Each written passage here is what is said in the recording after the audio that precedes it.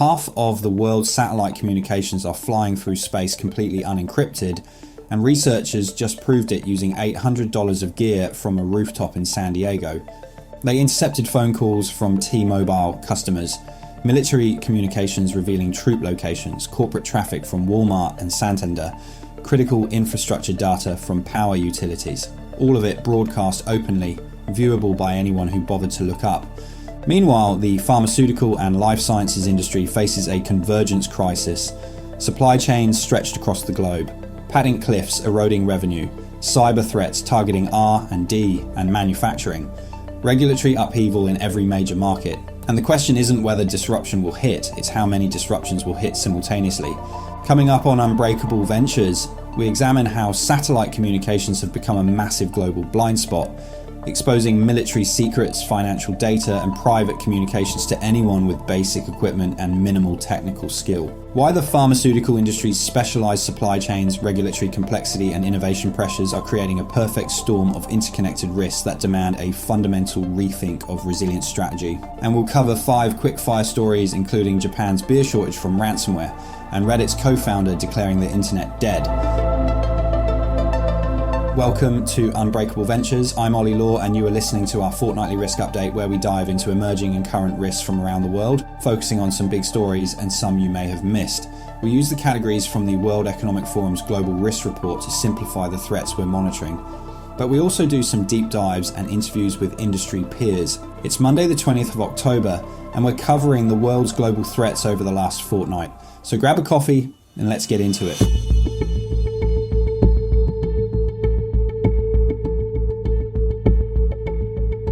For 3 years, a team from UC San Diego and the University of Maryland pointed a commercial satellite dish skyward from a rooftop in La Jolla, California. Their equipment? An $185 satellite dish, a $140 roof mount with a $195 motor, and a $230 tuner card. Total investment, roughly $800. Their findings? Absolutely staggering. They discovered that approximately half of all geostationary satellite communications are broadcast completely unencrypted. No protection, no scrambling, just raw data streaming through space, accessible to anyone with basic hardware and the curiosity to look up. The researchers captured sensitive data from T-Mobile's cellular network. During one 9-hour recording session, they intercepted communications involving over 2,700 users, phone numbers, call content, text messages, all unencrypted. They pulled down data from AT&T Mexico and Telmex, military communications from US sea vessels, and Mexican defense forces, revealing troop locations, equipment positions, operational details. Critical infrastructure wasn't safe either. They intercepted internal communications from Mexico's Federal Electricity Commission, customer names, addresses, account numbers, maintenance work orders, power utilities, and offshore oil platforms broadcasting operational data in the clear. Corporate traffic from Walmart, Mexico, including unencrypted logins to inventory management systems and internal emails, ATM networking information from Santander, Mexico, banking data from Banorte and Banjacito, and in-flight Wi-Fi from 10 airlines using Intelsat and Panasonic systems, passenger browsing metadata, entertainment system feeds, all floating unprotected through the atmosphere. This range of access is amazing, but what is really concerning is that each geostationary satellite transponder's broadcast footprint can cover up to 40% of Earth's surface. That means data intercepted from a single satellite in orbit could be visible across entire continents. The researchers examined just 39 satellites from their San Diego location, roughly 15% of what's visible globally. If 15% of satellites revealed this much unprotected data, imagine the scale of the problem worldwide. UCSD Professor Aaron Schulman, who co-led the study, said they were shocked at every turn. There are some really critical pieces of our infrastructure relying on this satellite ecosystem, he said, and our suspicion was that it would all be encrypted, and just time and time again, every time we found something new, it wasn't. The security approach? Hope no one looks, obscurity as a defense, the assumption that nobody would actually point a dish at the sky and start listening. The researchers followed responsible disclosure protocols. They notified every affected organization, telecoms, utilities, banks, military agencies, corporations. T-Mobile responded quickly. They encrypted their satellite traffic and implemented session initiation protocol encryption across their entire US network.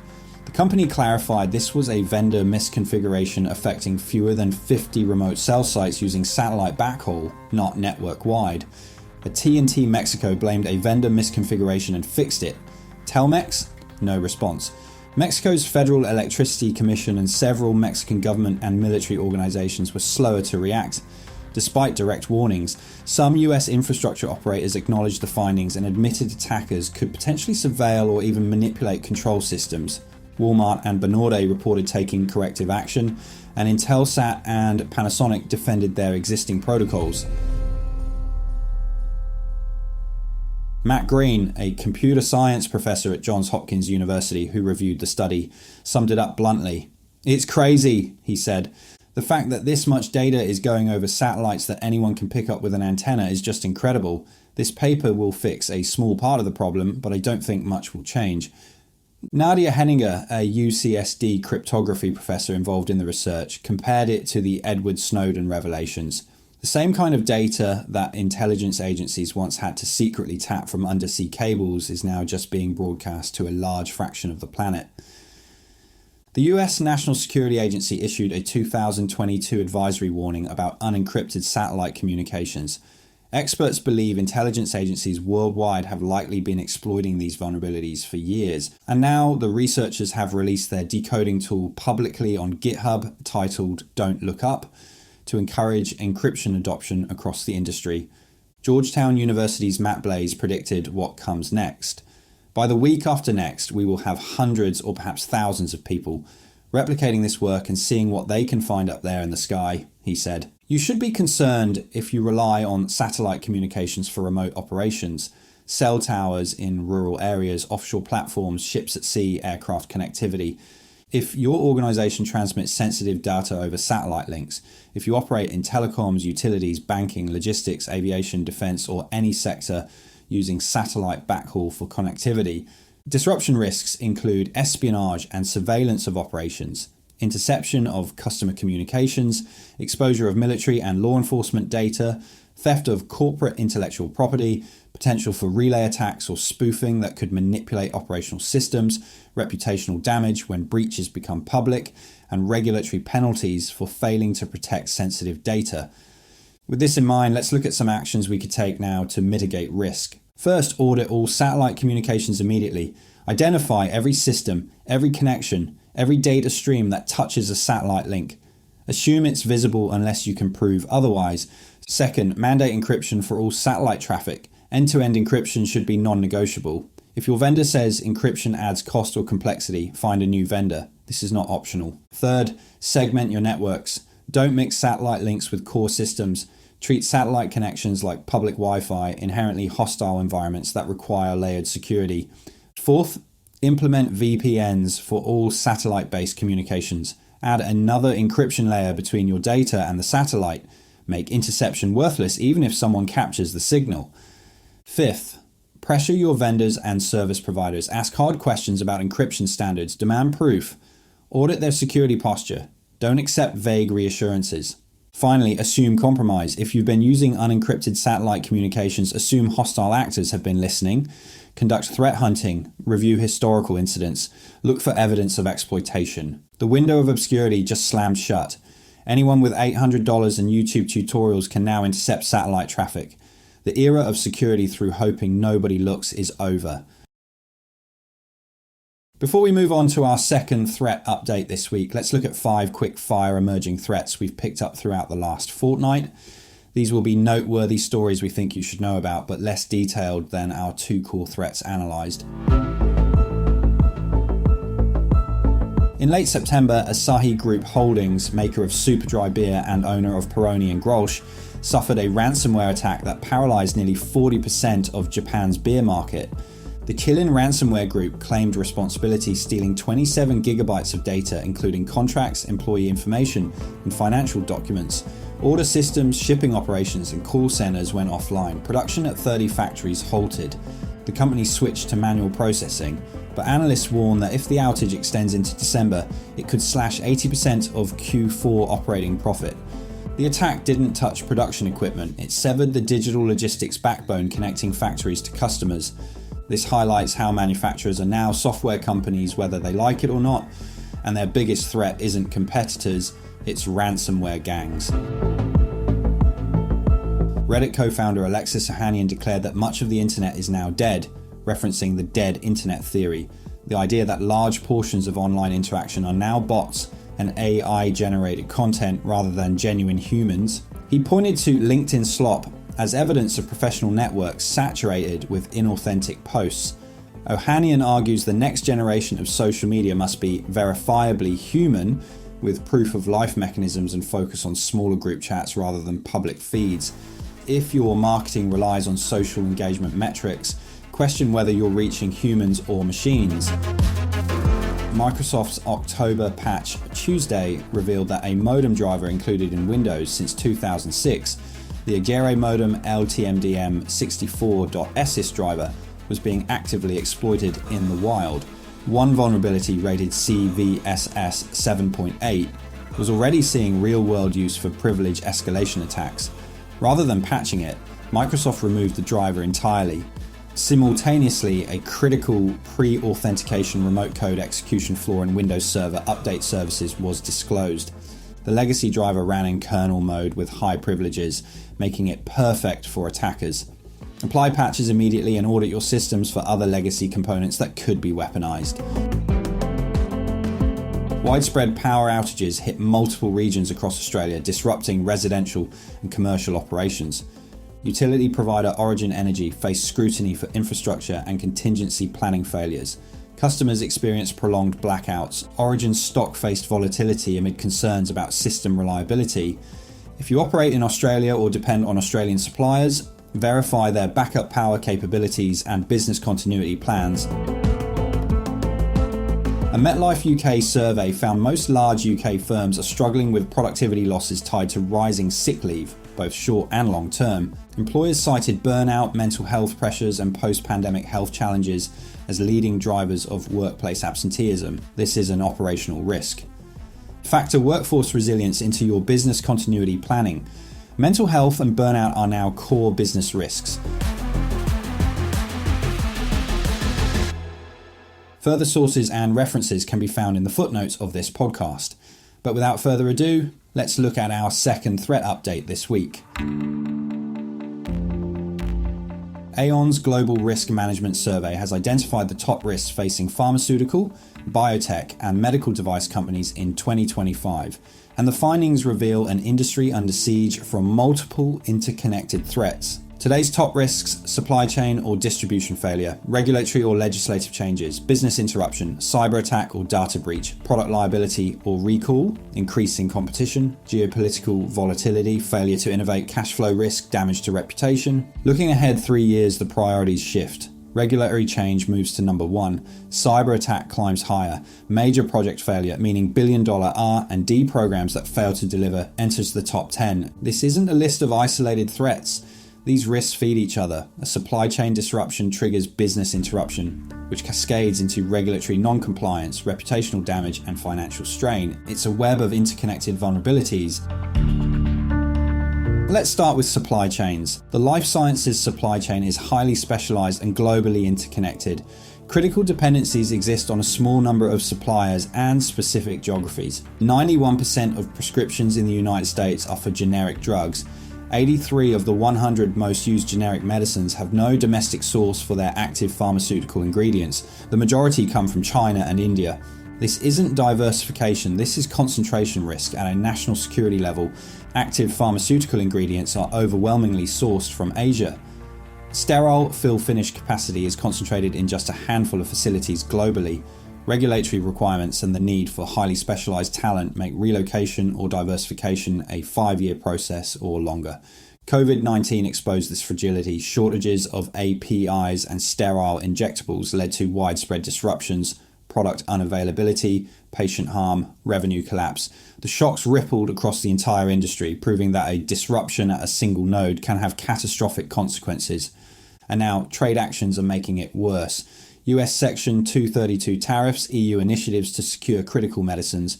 The 2025 US administration announced broad tariffs against key trading partners, and pharmaceuticals emerged as a potential next target. This represents a marked shift from the 1994 Agreement on Trade in Pharmaceutical Products, which eliminated tariffs on essential medicines. The result? Supply chains are being weaponized. Companies must navigate not just logistics, but geopolitics. Regulatory complexity is the second pressure point. Life sciences firms must navigate evolving trade policies, drug pricing reforms, and shifting regulatory requirements across every major market.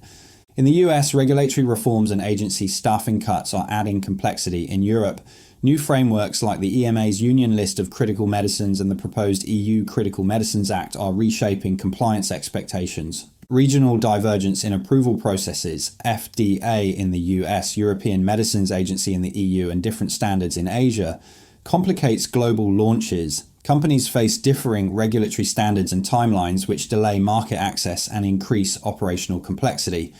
Drug pricing reforms are hitting revenues hard. Recent price controls in Germany and other European countries have led some companies to delay or withdraw product launches entirely due to reduced profitability. Regulatory shifts directly affect revenue forecasts and long-term investment decisions. Then there's the innovation crisis. The life sciences sector is under growing competitive pressure from generics, biosimilars, and new entrants from technology and digital health. Innovation cycles are accelerating, market share is eroding, traditional players are forced to rethink their entire strategies. Patent expirations, the so-called patent cliff, are stripping away exclusivity. Newly launched therapies are underperforming, particularly in gene therapy and Alzheimer's treatments. R&D investment is under significant strain. Organizations that fail to deliver commercially viable breakthroughs risk financial instability and loss of leadership in critical disease areas. Leading firms are recalibrating their pipelines, using predictive analytics to assess early-stage assets more precisely, avoiding costly late-stage failures. Strategic M&A is accelerating, acquiring smaller firms with promising assets to offset pipeline gaps. Clinical trial failure insurance is gaining interest, though pricing and availability remain challenges. Cyber risk is the thread that runs through all of this. While it's not always the top-ranked risk, it's deeply significant. Data integrity in R&D and clinical trials, manufacturing controls, patient data protection, regulatory compliance, all of it depends on secure digital infrastructure. The 2024 cyber attack on Cencora disrupted operations at 11 major pharmaceutical companies. The ripple effects spread across the entire value chain.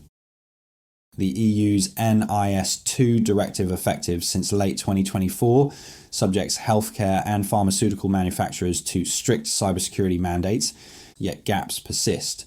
10% of companies in the sector lack a vulnerability management plan. Nearly a quarter focus only on IT assets, neglecting operational technology. When ransomware hits a pharmaceutical manufacturer, it's not just data loss, it's halted production, missed shipments, spoiled biologics, compliance violations, revenue loss, patient harm.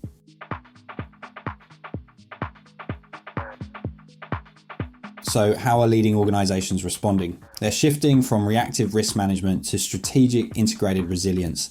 Risk is no longer an operational afterthought. It's part of board discussions, capital allocation decisions, R&D portfolio planning, and innovation strategy. Advanced analytics and quantification. Companies are using data and modeling to map supply chain dependencies, regulatory timelines, and project failure probabilities.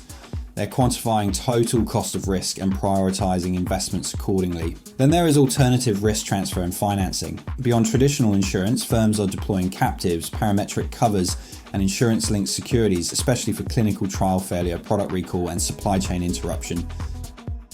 They're also building resilience into supply chain and operations. Companies are working on visibility into supplier networks, diversifying sources, planning for business interruption scenarios, aligning manufacturing and logistics strategy with geopolitical and regulatory realities.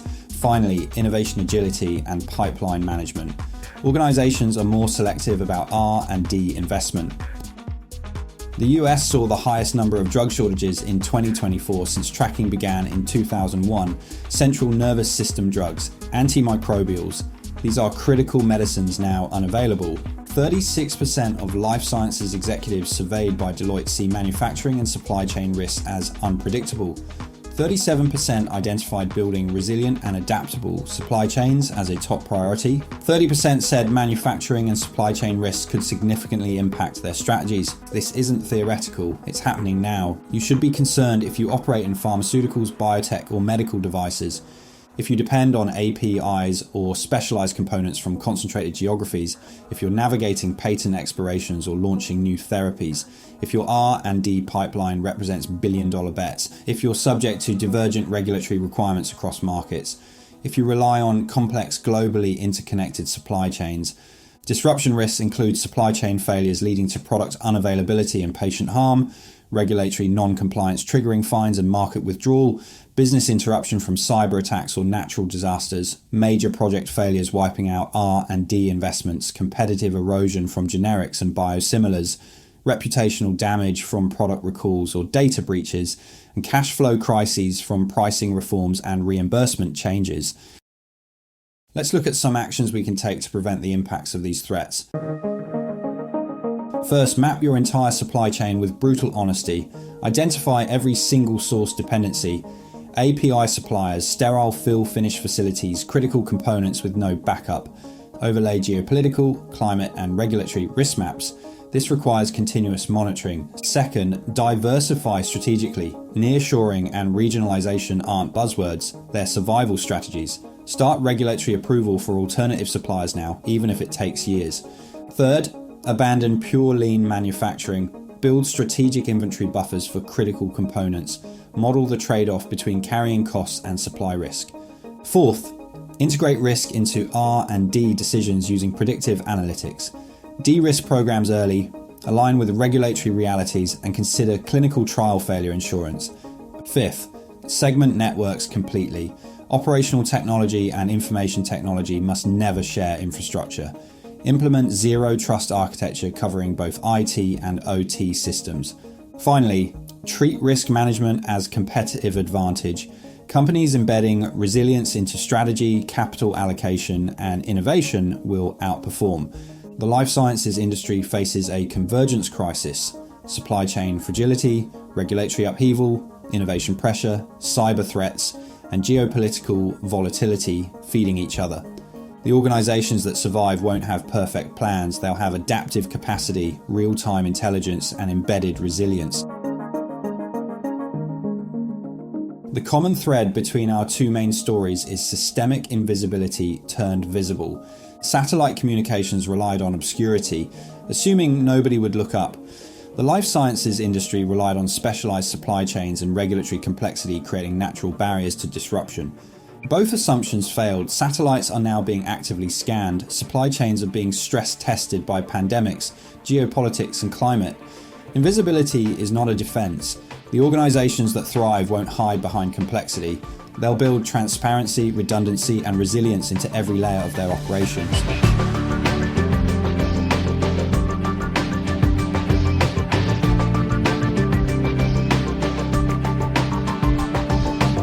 That's it for today's update.